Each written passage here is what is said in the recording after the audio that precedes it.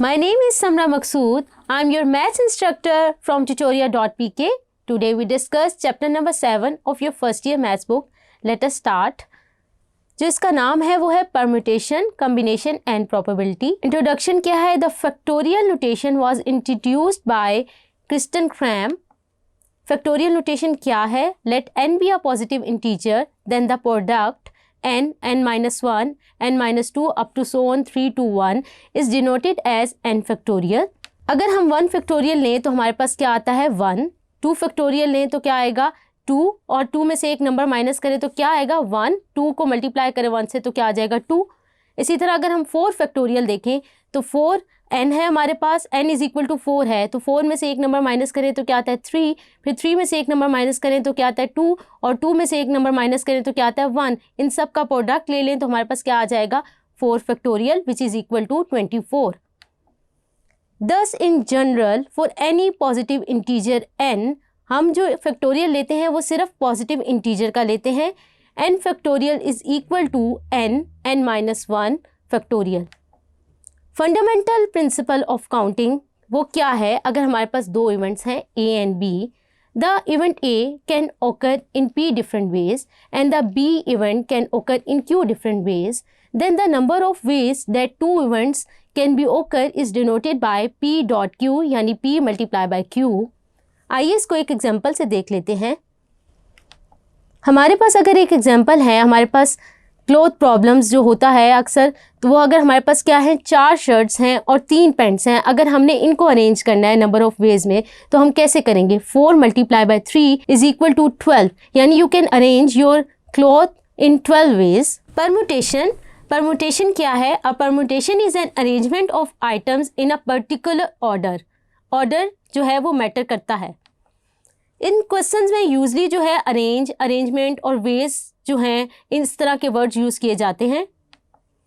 A permutation of n different objects taken r less than and equal to n at a time is an arrangement of the r object. It is denoted by NPR. NPR का जो formula है वो क्या है? NPR is equal to n factorial divided by n minus r whole factorial. इससे एक example देख लेते हैं. How many 3 digit numbers can be formed by using each one of the digits only once.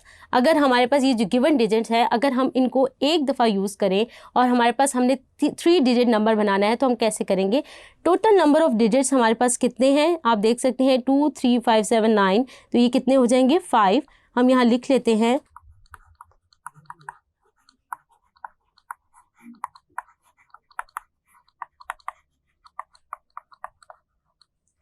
हम अपना फॉर्मूला लगाएं, वो क्या है NPR. How many 3 digit number can be formed. तो यहाँ पे 3 है, R क्या है 3, तो N की जगह हम लिखेंगे 5. अगर हम इसको सॉल्व कर लें तो ये क्या आ जाएगा 5 फैक्टोरियल 5 माइनस 3 होल फैक्टोरियल. यहाँ से हमारे पास आ जाएगा 60, यानी 63 डिजिट नंबर हम बना सकते हैं अगर हम ये जो 5 डिजिट्स दिए हुए हैं इनको अगर एक दफ़ा यूज़ करें. इसके बाद है permutation of things not all different. अगर हमें कोई ऐसे वर्ड की परम्यूटेशन फाइंड करनी है जिसमें हमारे पास लेटर रिपीट हो रहे हैं तो हम कैसे करेंगे? आइए इसको देख लेते हैं. If there are n1 aligning things of one kind, n2 aligning things of second kind and n3 aligning things of third kind, then the number of permutation of n things taken at all a time is given by the formula n factorial divided by n1 factorial multiply by n2 factorial multiply by n3 factorial. आइए इसको एक example से समझ लेते हैं. How many arrangement of the word Pakistan can be made? अगर हम देखें इसमें हमारे पास टोटल लेटर्स इस वर्ड में कितने हैं पाकिस्तान में 8. अगर हम लिख लें यहाँ पर टोटल नंबर ऑफ लेटर्स जो हैं वो कितने हैं 8.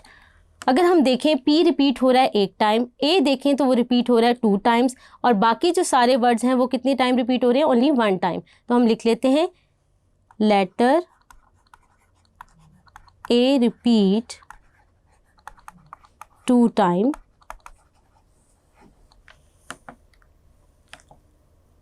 तो इसका आंसर क्या आएगा, अरेंजमेंट हमने फाइंड करनी है ऑफ द वर्ड लेटर, तो इसका फॉर्मूला यूज़ करेंगे तो क्या आएगा 8 फैक्टोरियल डिवाइडेड बाय 2 फैक्टोरियल। अब हम मल्टीप्लाई करेंगे, बाकी वर्ड जो है वो एक टाइम रिपीट हो रहे हैं, तो 1 फैक्टोरियल, और ये ऐसे कौन से लेटर्स हैं, 7 लेटर्स हैं, तो यानी 1 फैक्टोरियल जो है वो 7 टाइम्स मल्टीप्लाई हो जाएगा।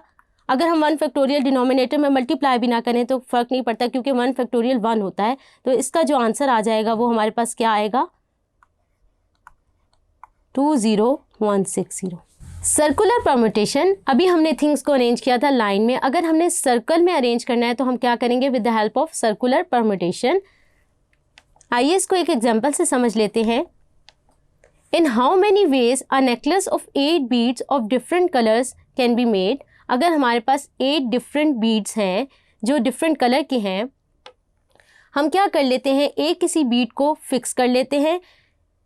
एक फिक्स कर लिया तो हमारे पास टोटल बीट्स थे 8 माइनस 1 क्या आ जाएगा 7। जैसे मैं ग्रीन कलर के बीट को फिक्स कर लूँ, सर्कल में जो होती है हमारे पास डायरेक्शन वो होती है सिमेट्री, तो अगर हम सिमिलर कलर के बीट्स को अरेंज करें, हम उनको क्लॉकवाइज में भी अरेंज कर सकते हैं, एंटी क्लॉकवाइज में भी कर सकते हैं। जैसे कि इस डायग्राम से हम देख लेते हैं, अगर मैं रेड पर्पल ब्लू येलो को अरेंज करूँ तो ये क्या है, क्लॉकवाइज डायरेक्शन में हो रहे हैं, और इसी तरह अगर मैं यहाँ पर अरेंज करूँ रेड पर्पल ब्लू येलो को तो ये एंटी क्लॉकवाइज में हो रहे हैं। So our circular arrangement is reduced by half, और हमारा फार्मूला आ जाएगा n-1 whole factorial divided bye 2, यानी 8 यहाँ पर n है तो 8-1 factorial which is 7 factorial divided bye 2। इसका क्या आंसर आ जाएगा हमारे पास 2520 जो है हमारे पास necklace of 8 beads different colours के जो हैं वो हम बना सकते हैं। कॉम्बिनेशंस, अगर हम चीज़ों को अरेंज करें और हमारे पास ऑर्डर मैटर ना करे तो हम उसको क्या कहते हैं, कॉम्बिनेशन। इस तरह के क्वेश्चन में जो मोस्टली वर्ड यूज़ होता है वो होता है selecting word. The number of combination of different objects taken r at a time is denoted by NCR। NCR का जो फॉर्मूला है वो क्या है, NCR is equal to n factorial divided by r factorial multiply by n-r whole factorial. Relation between permutation and combination, अगर हम NCR को r factorial से मल्टीप्लाई कर दें तो हमारे पास रिजल्ट आ जाएगा NPR।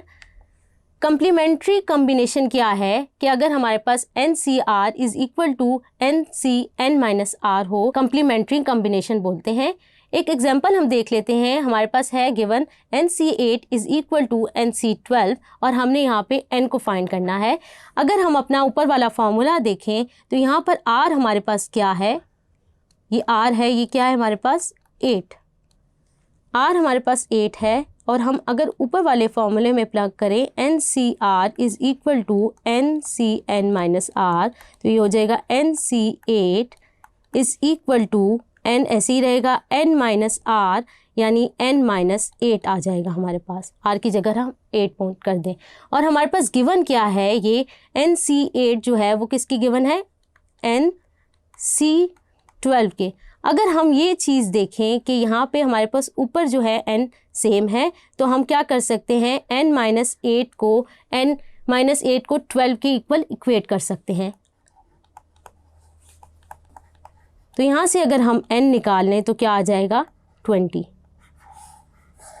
Probability, a probability is the numerical evolution of a chance that a particular event would occur. इसमें जो सबसे पहला कॉन्सेप्ट आता है वो है सैम्पल स्पेस और इवेंट्स का। सैम्पल स्पेस क्या है, the set S consisting of all possible outcomes of a given experiment is called sample space। और कोई पर्टिकुलर आउटकम वो क्या होगा, इवेंट होगा, उसको हम E से डिनोट करते हैं। एक एग्जांपल देखते हैं, टॉसिंग अ कॉइन। अगर हम अपने कॉइन को टॉस करें तो जो हमारे पास रिजल्ट आते हैं, दो आउटकम्स, वो क्या हैं, उसको हम S से डिनोट करते हैं सैम्पल स्पेस के, वो क्या है, हेड और टेल।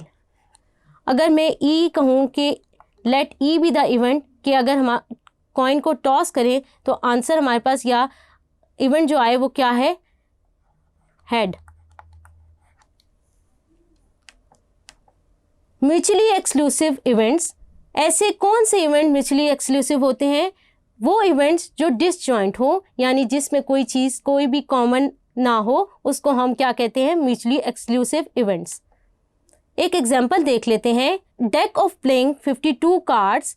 अगर हम कहें कि हमारे पास एक इवेंट डिनोट कर रहा है कि ऑल कार्ड्स आर किंग और let B be the event that all cards are queen, तो हम देख सकते हैं इसमें कोई चीज़ हमारे पास कॉमन नहीं है इन दो इवेंट्स में, तो these are mutually exclusive events. Equally likely events, A and B are said to be equally likely events if each one of them has equal number of chances of occurrence.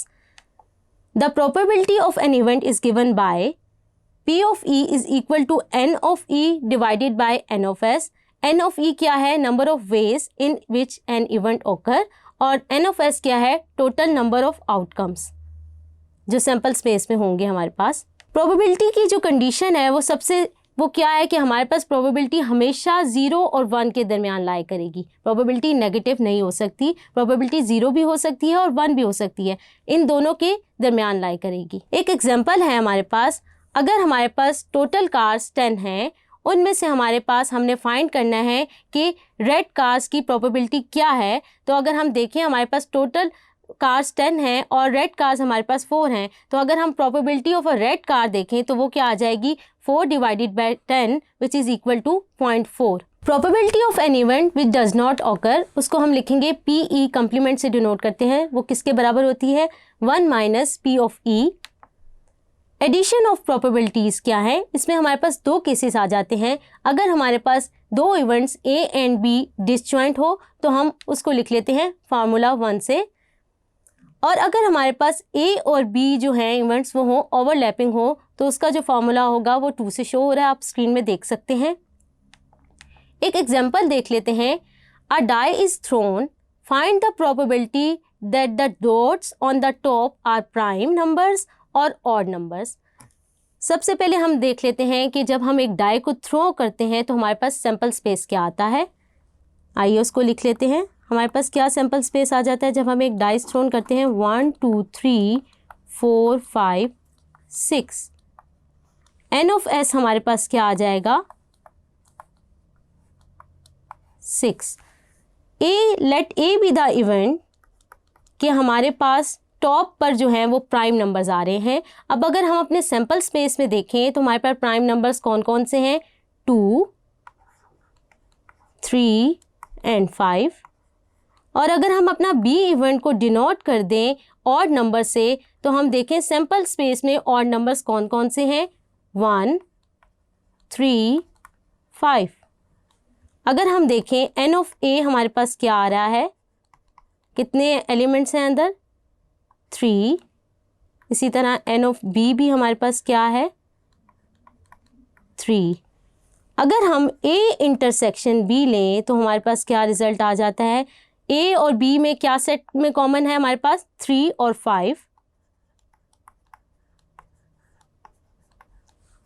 N यानी कितने हमारे पास intersection B में elements आ रहे हैं?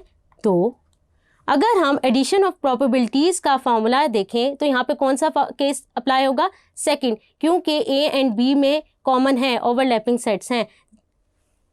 तो हम अपना second formula लिख लेते हैं। P of A plus P of B minus P of A intersection B। अगर हम देखें हमारे पास P of A क्या आ जाता है? Which is equal to N of A divided by N of S। N of A हमने find किया हुआ, वो हमारे पास क्या है? 3। N of S क्या है हमारे पास? 6 which is equal to 1/2। इसी तरह P of B भी हमारे पास क्या आ जाएगा? 1/2 अगर हम इस फॉर्मूले में पुट कर दें। और P of A intersection B क्या हो जाएगा? N A intersection B divided over N S 2/6 which is equal to 1/3। So यहाँ पुट कर देते हैं और इसको सॉल्व कर लें तो हमारे पास क्या आंसर आ जाता है? 2/3। Multiplication of probabilities. 2 events A and B are said to be independent. अगर एक इवेंट की ऑकरेंस दूसरे इवेंट की ऑकरेंस पर इन्फ्लुएंस ना करे तो वो इवेंट्स कौन से होंगे? इंडिपेंडेंट। और उनकी प्रोबेबिलिटीज़ कैसे होगी? PA intersection B is equal to PA multiply by P of B। Hope so आपको चैप्टर 7 की समरी समझ आई होगी। अब तक के लिए अपनी इंस्ट्रक्टर समरा मकसूद को tutoria.pk से इजाज़त दीजिए। अल्लाह हाफिज़।